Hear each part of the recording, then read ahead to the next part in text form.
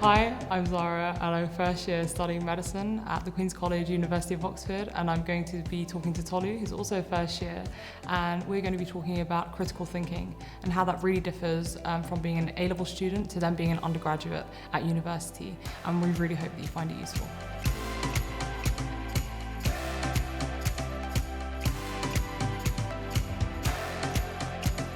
Hey Tolu, Hi, how you doing? It's good to see you. I'm doing good. You too. I'm glad. Okay, so um, I just wanted to get your thoughts on critical thinking and how you thought about your subjects at A level, and then comparing that with how you approach your subjects then as an undergraduate at university.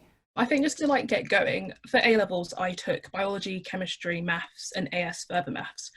So Okay. they're subjects that pretty much have a question and a specific answer. So with those subjects, there isn't really much room for interpretation. You have whatever you're asked, and then you have a set to answer and a mark scheme that you can usually follow. But with university, you don't necessarily have that sort of mark scheme concept anymore. It's a lot more about what you think your answer would be and how you could interpret the question yourself rather than having something to sort of depend on and look at in case you go wrong. So I feel like with critical thinking at uni, it's definitely more independent and less focused on a particular mark scheme or particular set of list of answers, because there's so much more range that you could potentially choose from, I guess. Would you sort of agree? Yeah, it was interesting you mentioned sort of a mark scheme based sort of learning. You definitely sort of had that. You definitely sort of had that like in exam period, but even then throughout the whole of GCSEs and A levels, it was a kind of thing where, yeah, if it's not on the mark scheme, then it's not right. And I don't know, especially for biology. For biology, we had this thing if you did not have one word, your whole Yeah. answer could be right. Your whole answer could be right, and the ideas you're getting across fine. If you don't have one word, then your whole answer's wrong. Do you know what I mean? Yeah. So it's a sort of systematic. You're systematically, then you think, okay, you don't even bother sort of understanding. It just becomes an almost memory task. Just regurgitate the mark scheme, but you don't have that at all with university. You have to properly learn your content. And it's also I don't know, this could be completely wrong, but I think that there's also a culture maybe in sort of, I don't know if it's unique to state schools or something like that, but it's where you just need to learn just to pass the exam, just pass the exam, pass the exam. They don't really encourage you to sort of be curious about your subject. For example, with our teachers, if we said, okay, what about this, they'll be like, you don't need to know that. I mean, don't worry about that. It's not on the spec. Don't worry about it. Do you know what I mean? I definitely do understand that, but I think for me it was slightly different. So I came from a state grammar school, and I think the environment of that school was definitely very much heavy on the idea of understanding the content and what you're doing rather than just using or depending on memory work. So I feel like for me it definitely depends on the sort of environment that you're in. So I from the get-go always was interested in knowing things properly for myself rather than just memorizing the mark scheme, because I felt like it'd be more beneficial for me and it would allow me to understand the question better. Because sometimes when you come across questions at A levels, you'll know what a potential answer could be, but you kind of need to have a way of understanding how to get to an answer, even if it's completely different to what you're usually used to. So I feel like that was taught to me from a young age, and I've just sort of naturally taken that up. I'm aware that some people don't they've not necessarily had that same outlook like you've said, but it's just something that is handy, but I thought was quite handy when it came to transitioning to university, because I had already had the idea of wanting to actually know the topic rather than just memorizing it, so I could actually have a better appreciation for the depth of it. That No, makes that's sense. completely fair. But do you think that was that something universal across all your subjects, or do you think that was that sort of that sort of thinking was more specific to certain subjects rather than others? I don't even think it was certain subjects. I think it was certain teachers who definitely emphasized that better. So maybe not subject wise, but definitely teacher wise. But I guess again, it depends on your environment and how you sort of look into critical thinking. But I feel like for subjects like maths, for example, that requires a lot of critical thinking anyway. So sometimes you just naturally do it without realizing it. But once you're more self-aware of yourself doing it, then it helps because you can then try and implement it in almost everything you do in a way. So how would you then define critical thinking? What is critical thinking? I guess for me, critical thinking is just a matter of, oh my gosh, it's going to sound cliche, but basically just thinking outside of a box as a bare minimum, and also being just very much self-aware. So something that I've been like told is that I'm very much self-aware of my actions and my thoughts and everything. So knowing why I've particularly chosen this route or why I've chosen this answer and being able to like trace it back. So if someone were to ask me, I'd be able to explain to them from the get-go, okay, I did this because of this, and then I did this and I went this and I did this and so on, just so I had like a better understanding of things. And I think that's really, really helpful as well, because you kind of know why you've done the things and then you can reflect on it after and like add more stuff to it after and so on. So that's just how I would personally interpret it, I guess. What about you? Gosh, no, it's not fair. You can't spring it on me. Yeah, I would sort of think that I would agree. And then also challenging what you're being exposed to and not simply accepting it as fact. Do you know what I mean? I think that is something very key and something maybe you don't really have the opportunity to explore prior to undergraduate level, I think. The idea of challenging what you're reading and not really accepting everything in the textbook for fact. I think that also really ties in hand with critical thinking. But just going back a bit, you mentioned how you feel that you had a bit more exposure to the idea or the concept of critical thinking, even during a secondary school. How did you take that with you then in being an undergraduate? Was that something you were consciously aware of, that you had these skills, or was it sort of something that more passively helped you? Does that make sense? I think it was definitely more passive because I wasn't aware of it until someone explicitly told me that I'm a very self-aware person. I think for me, just understanding critical thinking, it's just allowed me to be more objective with how I answer certain questions. So from A levels, biology and chemistry and maths, like I said before, you have set answers that you go to and apply for. But sometimes when it comes to university, you may find yourself doing more like essay-based subjects, or you may have already done essay-based subjects. So I didn't personally write many essays during A levels, but now at university, I'm having to write maybe 2 essays a week. So for me, sort of adjusting from just literally putting down 1 + 1 is 2 to basically explaining why 1 + 1 may be 2 and maybe why 1 + 1 may not be 2 or something.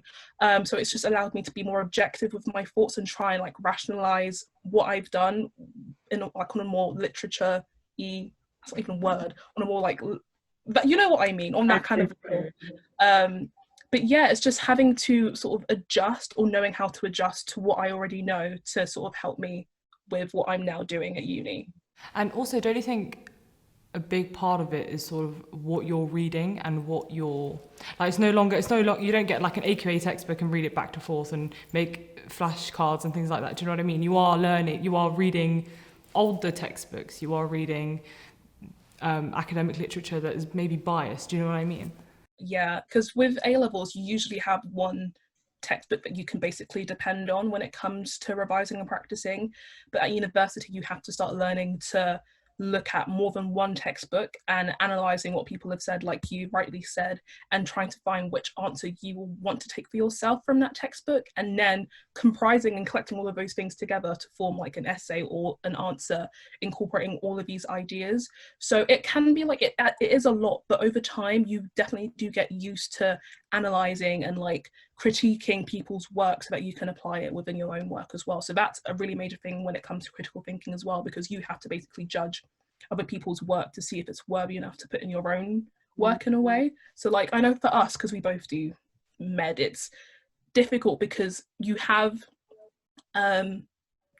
correct answers, but you have to research and find what those answers are in a way that's concise enough to explain to others who may not necessarily do that subject. So again, that could also encompass like the idea of critical thinking, because you've got to bear in mind who's accessing your work and like who else can read it and all those other things as well. So what about you? Yeah, so I think one thing I found quite difficult was sort of challenging the literature that I was reading and maybe disagreeing with it as well, like having the confidence to disagree. Even, for example, like when talking to a professor or something like that, when you don't really quite agree with what they've said or something like that, having the confidence to challenge what they're saying, I think that is something that you don't really get when you're in secondary school, and that's something you have to really teach yourself. And I think there is this idea that, you know, because we're both, you know, scientists, if you like the idea that science is objective, and it's really not. Like you only have to take a look at the current climate that we're in to see that scientists disagree with each other all the time, and evidence is not objective. It is based on interpretation. There is strong evidence, there is not so strong evidence, and it is up to people to decide what their judgment is on that. So I think that is something that that is something you really do get to explore as an undergraduate, the idea of challenging evidence and challenging academics and disagreeing with them even, don't you think? Yeah, I just wanted to add that when you get to undergraduate level, you'll realize that every single sort of subject and degree and course will have some form of disagreement in one way or another. So like with us at A levels, the sciencey subjects, we may not have had the access to sort of disagree with certain concepts because we were just taught something straight and we have to follow and stick with that. But at uni, we now have to sort of argue our cases against some certain things that we may not have done at A level, but we're having to do so now. And it just makes you realize that there's so much more to like learning and understanding stuff and just getting things right and wrong. It's just a matter of knowing, okay, why this could be partly right and this could be partly wrong, and knowing how to sort of play your way around all of that stuff. So what you said, I definitely do agree with. All right, Tolu. So, if you could now speak to like a bunch of, 17, 16, 18-year-olds doing their A-levels, what could you say to them based on all you know now and having done a first year undergraduate at uni? I would say that at A level, you're probably really used to getting the answers correct most of the time, but at university level, please don't be too worried or hesitant about potentially being wrong, because learning at undergraduate level is all about discussion and learning from each other and learning from particular texts and analysing and critiquing stuff. So you can't always expect to be 100% correct all the time, but I feel like that's so valuable because it leaves you more open to interpretation and knowing how to analyse and be objective, which is a really, really cool or really handy skill that you can have when it comes to like applying to jobs in the future, for example. So coming to university, don't be hesitant about being wrong, because there's always room for improvement and guiding you towards a way that could potentially lead you to the correct answer, because you can't always depend on mark schemes when it comes to undergraduate stuff. But yeah, I would say that. How about you? I would say two things, I think. I'd say one, leave the mark scheme in A level. Leave it there. We don't want it, don't bring that with you to undergraduate. We're leaving it there. That's one thing. And secondly, I think it's very difficult, but I would say, like I mentioned, have the confidence to challenge what you're reading. It is going to be something completely different and something completely new, but try and really understand the fact that science is not objective. It is not fact or fiction. It is not getting the mark or not getting the mark. It really does depend on you and your understanding and challenging what you're reading. So I would say really have the confidence to do that, because you can. You have the knowledge to do it, so believe in yourself to do that. I love that, yeah. Tolu, it was so lovely chatting to you. So lovely to see you despite the lockdown and everything. Your words of wisdom, I'm sure, will benefit loads of people and loads of students as well. Thank you. It was really nice chatting with you. Hopefully see you soon. Bye. Bye.